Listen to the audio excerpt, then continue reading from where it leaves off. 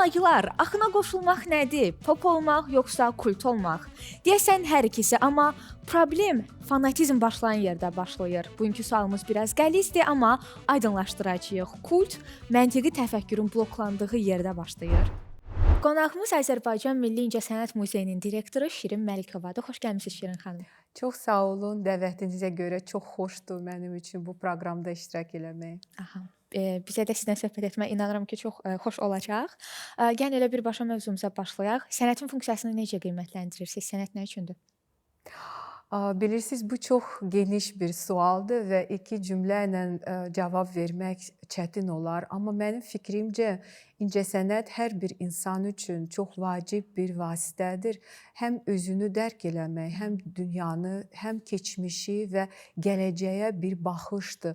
Ona görə ki, biz incəsənət tarixinə baxsaq görürük ki, böyük rəssamlar həmişə öz dövrünü qabaqlayır və həqiqi mənada, yəni insanlar üçün həm onların zövqünü, kimliyini formalaşmasında və onların bu dünya ilə demək olar ki, hansı formada əlaqə qurmaq, digər ölkələrlə, digər mədəniyyətlərlə, müxtəlif sivilizasiyalarla incəsənət bu universal bir dildir və bu dildə bütün bəşəriyyət danışır. Bəli, incəsənət universal dildir, amma bunu hər kəs fərqli cür anlayır. Hər kəs incəsənətə, eyni bir rəsm əsərinə hər birimiz fərqli cür yanaşırıq. Bu fərqlilik sizcə nədən qaynaqlanır və bu bizim bir növ həm də zövqlərimizlə bağlıdır da və zövqlərimizlə formalaşdırır. Bu necə açıqlanır? Ən əsas odur ki, incəsənət əsəri səninlə danışsın. Sən hər bir insanda hansısa emosiyaları, hansısa fikirləri ola bilsin ki, yaddaşı formalaşdırsın və ona görə də ola bilsin ki, hansısa əsərlər sizdə emosional bir əks-səda doğursun, hansılarsa da yox və o kriteriyalar müxtəlif insanlarda müxtəlif ola bilər. Amma təbii ki, dünyada belə şedevr əsərləri var ki, insanlar bütün dövrlərdə onlara baxarkən heyran qalırlar. Gəlin elə sizin suala cavabınızın ən axırından davam edək. Hər kəs tərəfindən qəbul olunduğu üçünmü bəzən biz bəzi əsərləri qəbul edirik? Yəni bu artıq bir növ kultdur. Hər kəs bunu bəyənir, etalondur. Ona sanki bir növ fikirləşirik ki, pis yanaşsam, mən bəyənməsəm, artıq fikirləşəcəklər ki, mən zövqsüzəm. Bəli, belə bir şeylər də var və biz məsələn müasir incəsənətlə daha çox bunu görə bilirik, müşahidə edə bilirik. Konseptual incəsənət tam ayrı kriteriyalarla yaradılır və ayrı məqsədlər var rəssamların qarşısında və burada heyranlıq hissi heç də önəm kəsb etmir. Əsas burada ideyadır, bir mesajdır, hansını ki, rəssam çatdırmaq istəyir və bu öz dövrünün bir çağırışı da ola bilər və müasir incəsənət çox vaxtlarda çox provokativ də ola bilər və yəni hər bir insan bunları dərk edə bilmir, başa düşmür və amma bu bəzi rəssamlar dünyada o qədər böyük şöhrət artıq qazanıblar və insanlar sərgiyə gələndə artıq hamı hansısa bir yaxşı rəylə orada öz fikirlərini söyləmək çalışır. Siz demişkən, qorxurlar ki, birdən mən desəm ki, mənə bu maraqlı deyil və bu rəssam, onun yaradıcılığı mənə maraqlı deyil, deyəcəklər ki, mən o dərəcədə, yəni bu sahədə anlamıram və ya məsələn, təcrübəm yoxdur və s. və hamı soruşur. Qara kvadrat nədir Maleviçin? Yəni, ən böyük sual, niyə bu yaradılıb? Yəni, hər əsərin də öz konteksti var. Yəni, onu anlamaq üçün sadəcə sən indi bu əsərin haqqında danışsan, bəlkə insan anlamayacaq. Amma o o epoxanı bilməlidir, o dövrü bilməlidir, o rəssamın həyatını oxumalıdır və hiss eləməlidir ki, sonra o artıq biləcək niyə görə bu nöqtəyə bu insan gəldi, bu rəssam gəldi. Yəni elə qəbul olunmaqdan danışaq. Pop nədir? Kult nədir? Əgər pop mainstream, yəni axına qoşulmaqdırsa və kultun da elementlərində fanatizm varsa, bəlkə elə kultda axına qoşulmaqdır. Və bütün bunlar niyə bu qədər qarışıqdır? Kult bu bilirsiniz yenə də o kult çox geniş bir anlayışdır. O həm dinlə bağlı ola bilər, həm siyasətlə bağlı olar, Yəni bir bağlı ola ideologiya bilər. olmalıdır. İdeologiya ilə, bəli, həm də mass mədəniyyət, yəni kütləvi kult mədəniyyətlə bağlı ola bilər və təbii ki, biz incəsənətdən danışarkən deməliyik ki, öz vaxtında yaşayan rəssamları, bəlkə böyük rəssamları tanımırdılar və kult rəssamları öz dövründə fərqli insanlar olmuşdu. Hansılar ki, sərgilər keçirirdilər, onlar mükafatlandırırdılar, yəni sanki tanınırdılar, amma tarix hər şey öz yerinə qoyur. O insanların adları tarixdə qalmadı. Çox istəyərdik ki, cavanlar bizim böyük rəssamlarımızı bilsinlər, bizim təsviri sənətimizi, bizim ümumiyyətlə incəsənəti bilsinlər və öz vaxtlarını muzeylərdə keçirsinlər. Aha, çox yaxşı yerə gəlib çıxdınız. Sonda necə ümumiləşdirərdiniz? Əslində bax bu barədə biraz danışdınız. Necə ümumiləşdirərdiniz? Muzeyə getmək nə üçün vacibdir və bu bizim məntiqi təfəkkürümüzü açıq saxlayıb incəsənət əsərlərinə sırf öz fikrimizlə yanaşmağımıza necə kömək edir? Yəni kult, pop fərqi yoxdur, artıq öz fikrimlə yanaşmağıma necə kömək edir? Mütləq, nə qədər çox adam görəcəksə, görmək bu çox vacibdir. Elə bu cür siz öyrənəcəksiniz və şedevrləri görmək lazımdır. Ən vacib, ən gözəl əsərləri, muzeylərə ən uğurlu əsərlər alınır. Məsələn, rəssamın emalatxanasında yüzlərlə əsərlər ola bilər ki, saxlanılır və onlar hamısı eyni səviyyədə, eyni vacibliyində deyillər. Təbii ki, yəni müxtəlif dövrlər var, axtarışlar var, eksperimentlər var. Bəzi vaxtlarda hansısa eksperimentlər nəticə gətirmir. Amma hansısa əsərlər bir kvintesensiya kimi, nəinki bu rəssamın yaradıcılığında, ümumiyyətlə təsviri sənətinin tarixində əsas əsərlərə çevrilir. Odur ki, muzeyə gəlin, bu çox maraqlı bir məkandır və orada siz nəinki nəyisə öyrənəcəksiniz, amma mütləq bir təcrübə də alacaqsınız, qazanacaqsınız. Çox sağ olun, təşəkkür edirik. Siz də sağ olun. Bəs kult nəyi hədəfləyir? Tənhalıq, fanatizm, bəlkə identitet?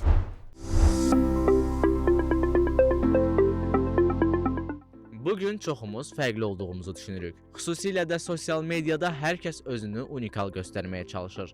Həqiqətən fərqli olmaq nə deməkdir? Trendlərlə uyğunlaşmaq ya kütlədən fərqli bir mövqe tutmaq? Bu cür populyar olmayan zövq, düşüncə tərzi və ideyalar kult adlanır. Bəs kult nəyi hədəfləyir? Sizcə trend olmayan bir şeyi keyfiyyətli saya bilərik? Keyfiyyət trend olmayan məhsulların keyfiyyəti olanlar da var, olmayanlar da. Çox zaman trend olan məhsullara hər kəs qaçır, amma məncə trend olan məhsullar sadəcə marketinqdir, reklamına görə hər kəs onlara qaçır. Amma bir çox məhsul var ki, trend deyil, amma daha yaxşıdır digər trend olan məhsullara görə. Məncə xeyr. Çünki əgər bir şey trend olubsa, demək bu şey yaxşı bir şeydir, yaxşı bir yerə gəlib çıxıb. Bəli, saya bilərik. Mənim fikrimcə hər hansısa film, musiqi, filmdə olduğu kimi fraqment və yaxud da musiqidə olduğu kimi sözlər insanlar fərqli olduğu kimi insanlara fərqli cür emosiya qata bilir. Ona görə də məncə saya bilərik. Həm keyfiyyətli ola bilər, həm də keyfiyyətsiz ola bilər. Hər adamın öz zövqü var deyənə, yəni hər cür ola bilər. Belə də ki, yəni mahnı ola bilər. Mahnılarda ki elələr var ki, mən məsələn kiminsə xoşuna gəlir, kiminsə xoşuna gəlmir. Buna əslində bir neçə mövqedən baxmaq olar. Amma əsasən mənim düşüncəmə görə belədir ki, əgər bir şey həqiqətən keyfiyyətlidirsə, ya tez ya gec bu gün işığına çıxacaq və öz necə deyim, məhsuldarlığını göstərəcək. Əslində olar, amma daha çox insanlar trend olan şeylər, onların marağını cəlb edən şeylər trend olur. Amma trend olmayıb keyfiyyətli olan, çox yaxşı olan kinolar, mahnılar var yəni. Kult anlayışı kütləvi trendlərdən fərqli olaraq az sayda insana xitab edən ideya və axınları ifadə edir. Kultlar diqqət çəkmək üçün deyil, zamanla dəyər qazanmaq üçün mövcuddur. Beləliklə kult olmaq səs-küy yaratmır. O sakitcə öz auditoriyasını seçir və hədəflədiyi mənanı yaratmağa nail olur. Bəlkə də zövqümüzü formalaşdıran da məşhur trendlər deyil, məhz bu cür səssiz seçimlərdir.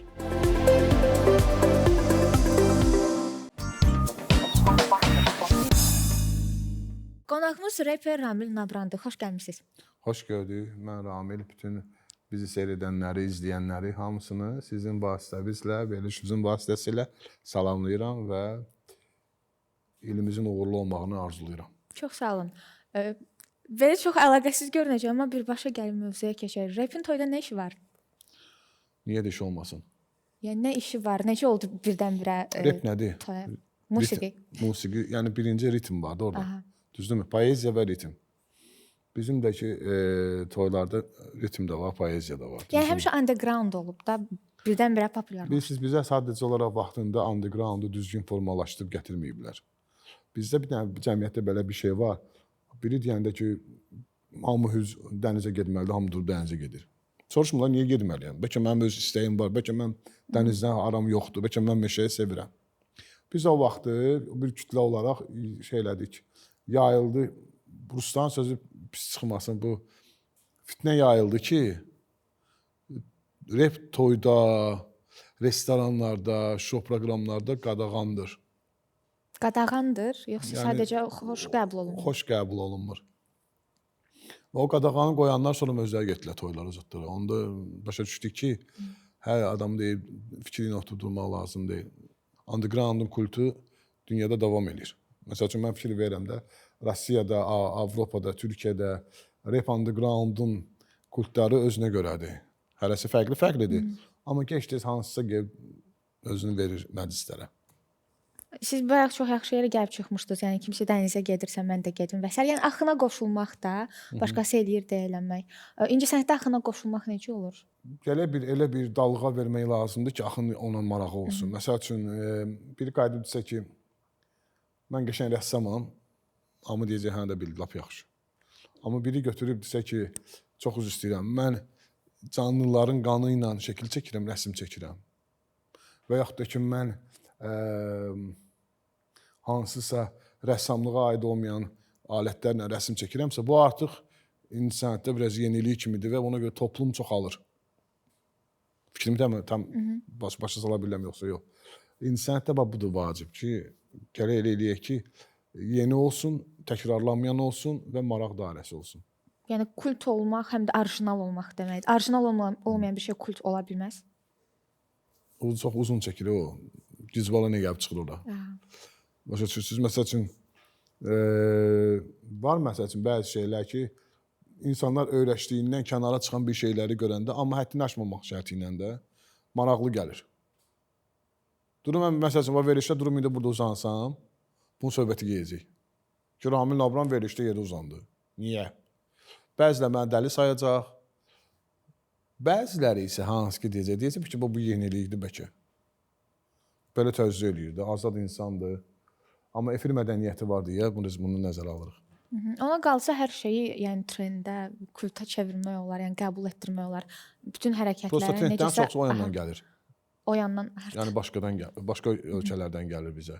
Biz baxırıq ki, məsəl üçün, qulaq dinləmə qabiliyyətləri olan insanlar, kütlələr var da. Məsələn, kütlə var ki, türk, arabikanı çox sevir. Kütlə var ki, Avropanın undergroundun daha maraqlıdır. Kütlə var ki, K-pop sevir. Bizim evdə məsəl üçün övladımız xoşlayır K-pop stilini. Düzdür, biraz kənarlaşıb artıq böyüyür. Kütlə də var ki, Amerikanın popuna daha maraqlıdır. Baxın, Yenə yaxşı yerə gəlib çıxdınız. Məndə başqa maraqlı bir sual yaratdınız. Deyirsiniz ki, yəni sizin uşağınız artıq uzaqlaşmağa başlayır da böyüdükcə hip-hop mədəniyyətdən və s.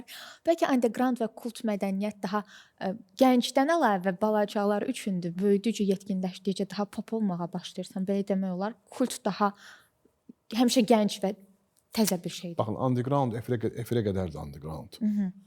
Artıq ki, yayımlandı undergrounddan kənarlaşıb. Məncə, mənə görə underground 10-15 il bundan qabaq dünyasını dəyişib. Hə, Açıqlayım bir niyə? çoxuna gəlir. Çünki telefonlarda hər yerdə yayılır. Underground nə idi? Qardaş, xəbərim var filan yerdə, filan klubda, filan janrın ifaçıları belə bir battle eləyir, belə bir yarışlar eləyir, belə bir rock qrupu var. Biz onun üçün maraqlı olurdu, biz bilmirik axı nədir. Biz gedib onun undergroundunu orada görürdük.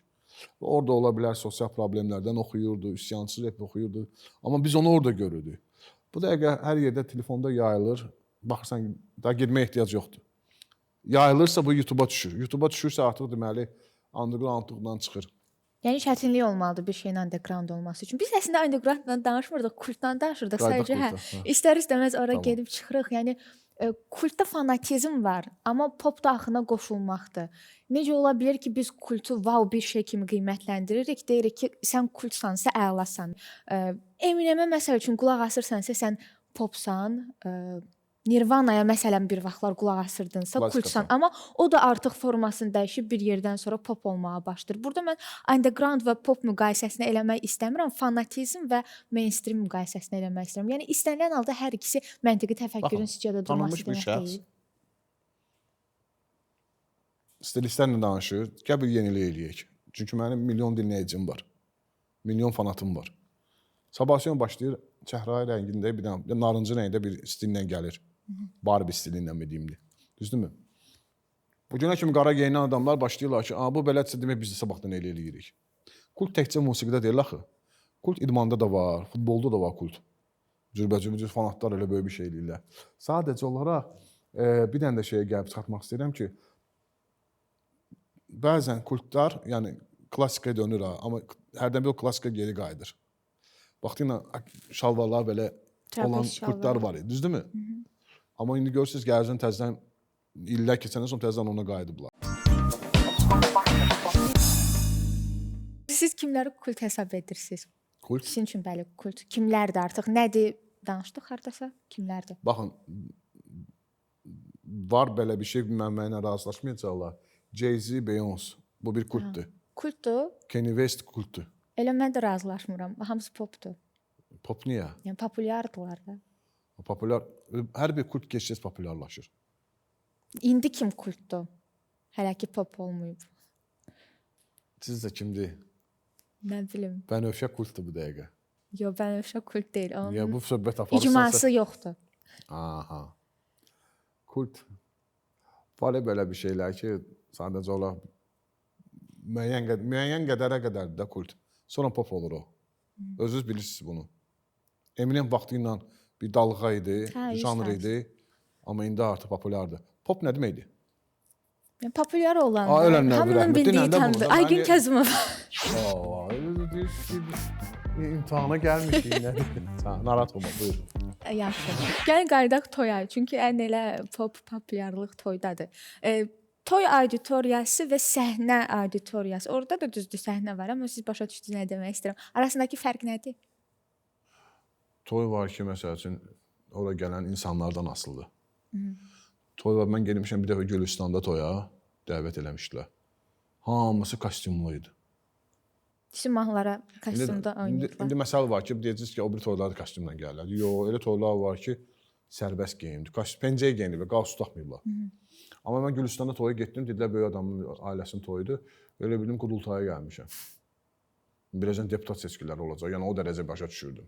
Sadəcə mən baxırdım ki, hamı oturub və bu kostyumlu qardaşlar, bəylər, ağsaqqallara bildi. Cavanlar durmurlar ki, mən sabah bir gün ola bilər yeni vəzifəyə gəlim. Mən indi oynasam mənə deyəcəklər buna baxa oynayır. Bu hələ ki cəmiyyətdə bu hələ də var. Mənim haqqımda nə deyirlər? Bari sənin azadlığın hanı? Bu da elə axına qoşulmaqdır da, yox. O mental içimizdə hələ də düzgün mentallaşmamış bir axındır. Azadlıq demişkən toya getmək yaradıcı azadlığı öldürür? Yox. Yox. Mən hərdən bir toya gedəndə elə bir yaradıcılıq görürəm ki, gəlib onu evdə yeniləndirə bilərəm. Yəni oradan sizə ilham gəlir və Müəyyən həmişə yox, hərdən bir. Hərdən bir. Hə, hərdən Hansı bir. toylarda, necə toylarda? Məsəl üçün toylar olur ki, gedirsən illaqdakı rayon toyları. Qəribə olsa da mən bir neçə il bundan qabaq bir dostum ailə qurdu, Gəncəlidir. Ruslan, salamlayıram buradan. Onun toyunda getdim. Fərqli bir şey oldu. Oturmuşam bir də gördüm qatillər dedilər ki, indi isə səhnəyə dəvət olunur Azərbaycan xalq artisti Ramin Lavran. Xalq artisti deyəndə dedim kimsə gəlib yəqin xalq artistlərinə. Ramin Lavran deyəndə ilişdim qaldım. Mən xalq artisti. Mən xalq adamıyam, xalq artisti deyiləm. İndi bizim üçün nə oxuyacaqsınız? İndi sizin üçün mən ifa edəcəyim mahnını Amerikada klipini çəkmişəm. Kaliforniyada çəkmişəm. Sadəcə YouTube-da baxanlar görəcəklər ki, bu Baş Üstə adlı repimin süjet xətti nədir? Bakılı qaqaş təsbih ilə Hollywoodda oturub rep deyir. Bu belə bir atmosferdir. Yoldaşım sağ olsun, o mənimlə bir yerdə gelmişdi, həyat yoldaşım, o çəkdi klipi. Düzdür, balaca bir aparatlarla çəkdi, amma sağ olsun montajçılar dostlarımız da Bakıda düzəltdilər və onu artıq YouTube-a qoymuşum. Allah, bax, görək necədir, həm də qulaq asaq. Çox sağ olun bir də, təşəkkür edirik Biz iştirakınız sağ üçün. olun, biz sizə təşəkkür edirik.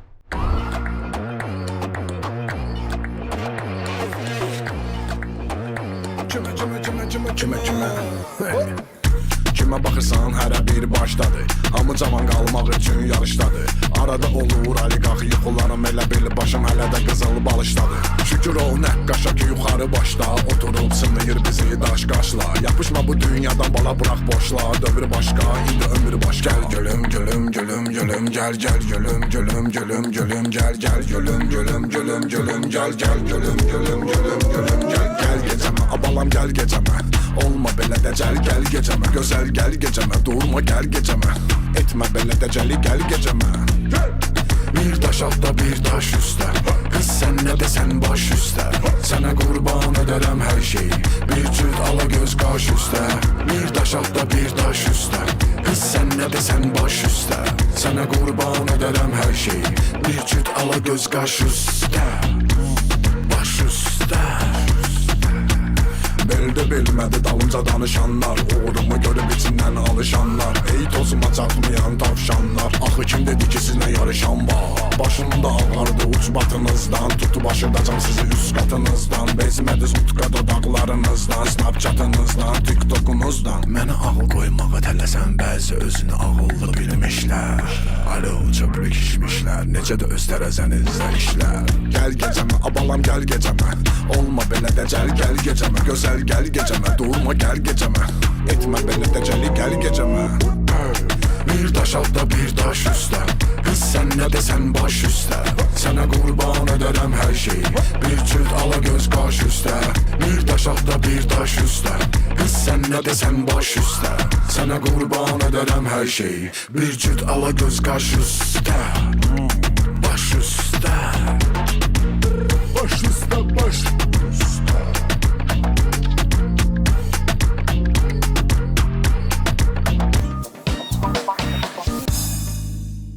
Belə dostlar, bir buraxılışımızın da sonuna çatdıq. Siz isə bizi sosial media hesablarımızdan izləməyi, rəy və təkliflərinizi yazmağı unutmayın. Hələlik.